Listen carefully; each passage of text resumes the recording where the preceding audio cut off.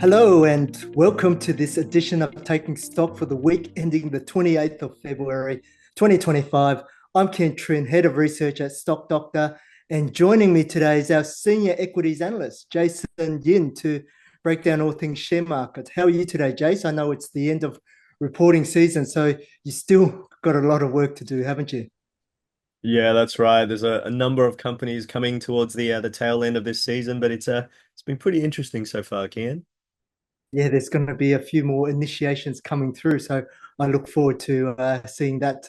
But before we begin, just a quick yet important reminder, the information we share today is of a generic nature and therefore shouldn't be considered personal advice. Markets can be volatile and past performance figures aren't a guarantee of future results. But Jace, it's been a mixed week on the Australian share market following last week's tumble weighed down by the banks over concerns around their valuations. Meanwhile, in the US this week, investor sentiment is turning more cautious amid fears that economic growth could slow, driven by this mix of cost cutting measures by Trump, such as immigration restrictions, tariffs, and also this persistent inflation that's still hanging around. Yeah, I never thought the US would actually enact some austerity measures, but Mm. it's definitely interesting with what Elon Musk is doing. But closer to Australia, Keen, corporate governance took center stage this week during reporting season, and this is especially after WiseTech's boardroom dramas, and that rattled a lot of investor confidence. But we'll speak more about that a little later on. Perhaps now is a good time to dive into some of their star stock highlights for this week. So starting off, we'll take a look at resources. So this reporting season, we've decided to reintroduce some of our resource stocks back into our star growth and also our star income portfolios. With the outlook for energy and iron ore still rather subdued, what's some of the rationale behind this, Kian? Yeah, well, Jace, we've been conducting back testing on the impact of resources within a investment portfolio. And our findings suggest that while resources have limited impact on overall returns in the long term, they can play a key role in reducing portfolio risk through diversification. For example, gold stocks can act as a hedge and often have low correlation with sectors like technology and financials. That being said, though, moving ahead, we've chosen to limit our exposure to only those high quality resource stocks, those with low operating costs, premium assets, long mine lives, and strong cash flow generation as well. Right. So the commodity price outlook seems rather weak and it is rather highly unpredictable as well. And that's why we've included BHP and Rio Tinto into our star growth and star income stocks because the diversified asset base helps mitigate some of the risks of relying on any single commodity. And also, while earnings have declined from their 2022 peaks, we believe that dividends are now more realistic and have been reset to a more sustainable level. And within Stock Doctor, undergoing Rule 3, while the earnings outlook for this financial year does look negative, looking further ahead into financial year 26, market conditions appear to be stabilizing with earnings revisions also leveling out. From a growth perspective, both BHP and Rio Tinto, they are making strategic investments in greener energy. BHP is focusing on copper and potash, while Rio Tinto is expanding into lithium and also copper as well. However, I noticed Rio has become a target of short sellers who are anticipating further weakness in lithium prices. So we'll be watching this very closely under Golden Rule 4. But despite these challenges, we can see that free cash flow is expected to remain well above forecast dividend payments for the coming year. BHP and Rio Tinto, they currently offer gross dividend yields of 6% and 7% respectively, with both stocks going ex-dividend next week on the 6th of March. So within resources, a few investors may be wondering why Woodside Energy was also transitioned to Star Growth stock, even though the financial year 25 outlook is negative, Jace. Yeah, that's right. And some of that negativity is obviously based on the weaker oil price assumptions, Keen. But the main reason is that Woodside is offloading a cumulative total of 25% stake in Scarborough LNG, which should improve its balance sheet, but also provide capital management options while reducing its earnings potential in the year ahead. And this explains why the FY25 outlook is negative. But despite this, Keen, the return on investor capital is expected to remain above our 8% threshold. Yeah, Woodside appears to be paying quite an attractive dividend yield above 7%. So Why isn't this stock a star income stock? Well, it boils down to a number of factors, Kien. First, the partial divestment of Scarborough LNG will reduce operating cash flow, impacting the company's financial flexibility. And also, secondly, Woodside is undertaking major capital investments, including a $19 billion investment for the Scarborough gas project, as well as a $12 billion investment for the Driftwood LNG project in the US. And these could potentially put further strain on its cash reserves. So as a result, free cash flow is expected to fall below the forecast dividend payments. But lastly, earnings are heavily dependent on energy prices, being a single commodity company, and this increases the volatility, rising concerns about whether the near-term dividend distribution is sustainable. Okay, Jace, that makes a lot more sense now. So much investments going on with these commodity stocks. But Mm. speaking about the sustainability of dividends, New Zealand's largest telecom provider, Spark New Zealand, they were removed as a star income stock despite reaffirming their financial year 25 dividend guidance at around 25 New Zealand cents per share.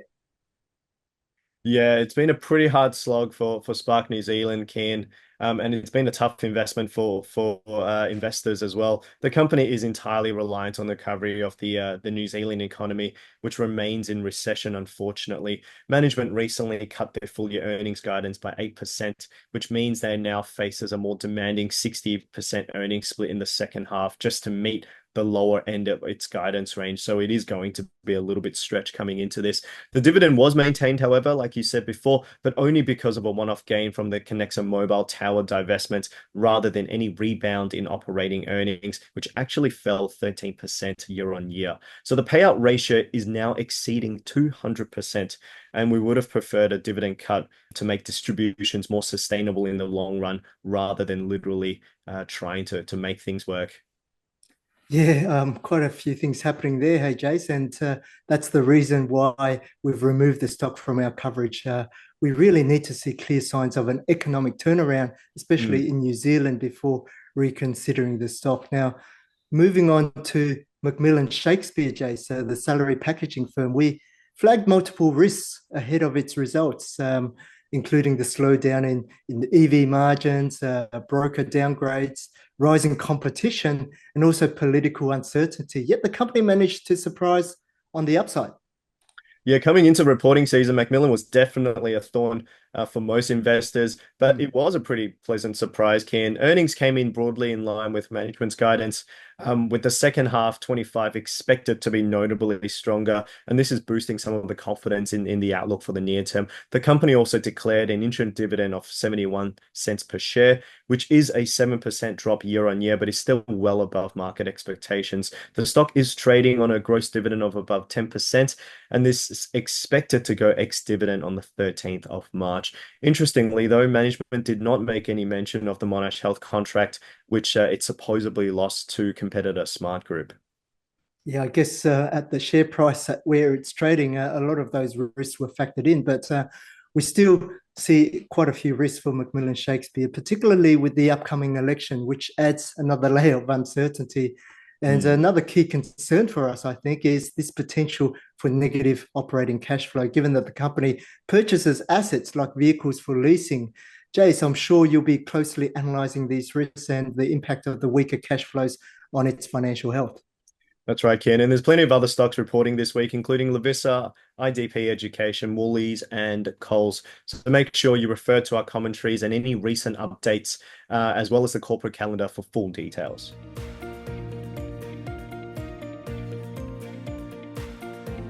In Under the Microscope this week, we take a closer look at logistics software provider WiseTech.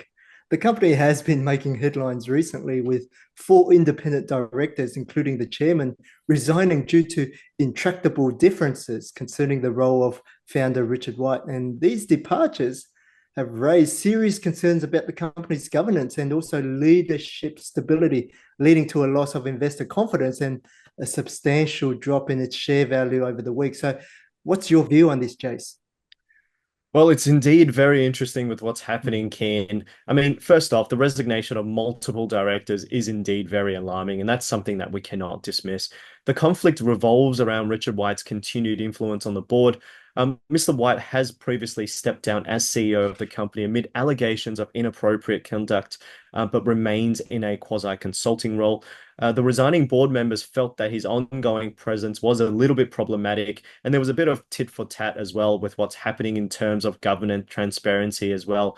But it seems like Richard White still wants to exert his influence, and this has raised red flags about governance integrity as well as leadership cohesion as well. And this could deter a few investors. But more importantly, I think a number of investors are worried about operational uncertainty. Yeah, definitely operations is so important here, and the leadership distraction has delayed new product rollouts, so forcing That's right. WiseTech to revise their revenue forecast towards the lower end of their previous estimates. Mm. While profit margins remain solid due to cost-cutting measures, the company's overall growth trajectory has taken a hit, and with the stock now trading at a discount to its perceived fair value, what actions should investors consider here? Well, it's a bit of a tough call, Kien. I mean, if you recall back throughout history when WiseTech's share price has been hammered quite a Mm, bit, we've had the end of short seller reports, we've had insinuations that the company's organic sales weren't doing that well. The share mm. price has always bounced back. So the longer term potential of its share price has remained strong. So it makes the current dip a little bit of an opportunity potentially for longer term investors. But on the other hand, governance crisis and leadership uncertainty adds a very high degree of risk in the short term and is something that we haven't seen before as well. So I guess investors should tread a little bit carefully. Those that are sensitive to trends should perhaps sit on the sidelines because the share price has triggered an exit on the SD30 TSR. Right. And with Richard White now returning as executive chairman, does this return signal a potential opportunity for the company to stabilize and move forward then?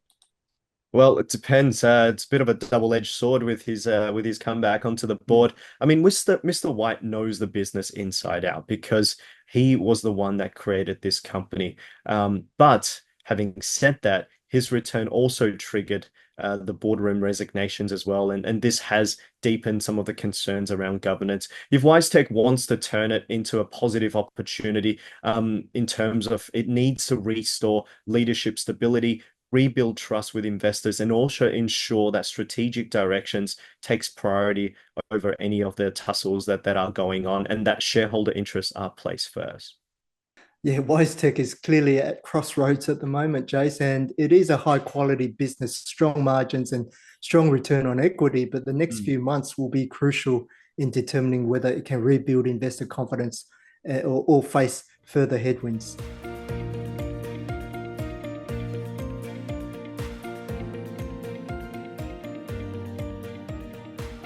And now, with an increasing number of resources coming into our star stock universe, a good question for this week is how can investors manage their resources exposure, especially in the face of volatile commodity prices?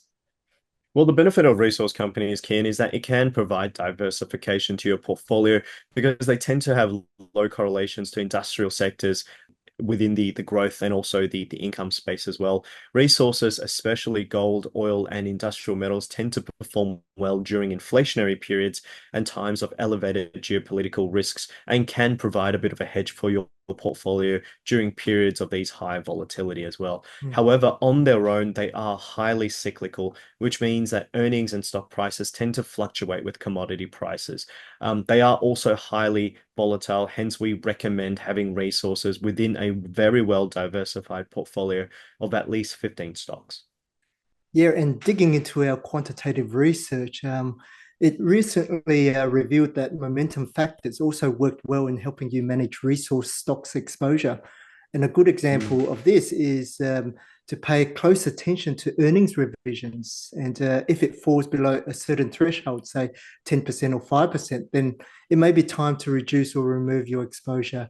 You can set this up with changes to earnings forecast alerts in Stock Doctor.